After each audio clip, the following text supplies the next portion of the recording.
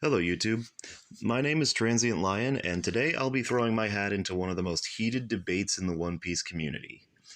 That being, is Mihawk or Shanks stronger? Now, you can probably tell just by the title where my opinion lies, but if you Shanks fans can calm down and hear me out, I can assure you the conclusion I've come to has evidence to support it. Another thing I'll say is that in this video, I'm not necessarily going to talk much about exactly how strong Shanks is.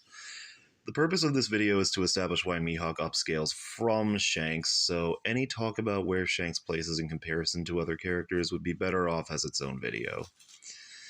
I think the first argument I should address are the weird claims that Mihawk is only at Yonko commander level because of both his fight with Vista and from Jozu blocking one of his flying slashes during Marineford. Ignoring the fact that Yonko commander level doesn't really exist when you look at the feats, which I can explain in its own video, there are a few nuances I want to bring up with both feats. Starting with his fight with Vista, which is the more well-known feat, I think the fact that they mutually decided to stop fighting in the middle of it proves that at least Mihawk didn't really care about fighting during the war, which is definitely supported by the fact that the other warlords were surprised to even see him joining the fight. And following that logic, he only ever actively took an interest in Whitebeard and Luffy. I'll talk about Whitebeard in a second, but we can rule out anything to do with Luffy since Mihawk was mainly testing his character.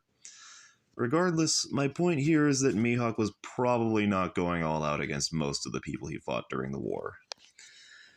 And now we have the Jozu feat. The context for this is that Mihawk throws a huge flying slash at Whitebeard to see how their power compares, and Jozu uses his Devil Fruit to block it. Now, whether it would actually have hurt Whitebeard is irrelevant here, but I think we can easily say that this is the most serious attack Mihawk throws in the entire war, since it was to directly test Whitebeard's power. So my argument is that this is less of an anti-feat for Mihawk and more of an impressive durability feat for Jozu's Devil Fruit ability. Even the statement that happens while Jozu blocks the slash is directly calling it the world's strongest slash. Of course, this is just a statement that a random no-name makes, but it is supportive of the idea that the world's greatest swordsman title is not just about skill, but also power. I don't usually like using databook scans directly for power scaling purposes, but I will still point out two that directly support the lore surrounding Mihawk. These are both from separate databooks that have been scrutinized and accepted by the Versus Battles wiki, which, despite what a lot of people may think, actually does have standards for what it will and won't use. If it's good enough for them, it's good enough for me. Anyway, the first statement here is that Mihawk is the strongest swordsman in both name and actuality.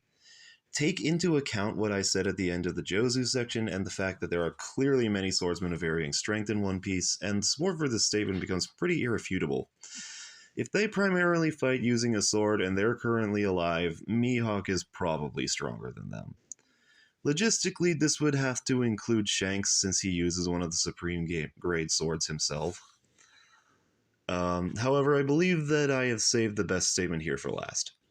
This scan right here is discussing the former rivalry between Mihawk and Shanks. Now, the common belief is that Mihawk lost interest in fighting Shanks because he lost an arm and would find it unfair to fight him. And while I do think that was a big part of it, the databook scan provides another implication that Mihawk has actually surpassed Shanks in power. If this statement had been the only line of logic suggesting that Mihawk was the stronger one, that would be one thing. But it's when you stack this statement up with everything else we've gone over with here that it goes from just a statement to another usable piece of evidence. Well, that's all I have to say on the matter. Let me know what you think. Did I change your mind? Did you agree with me from the start? Leave a comment and have a nice day.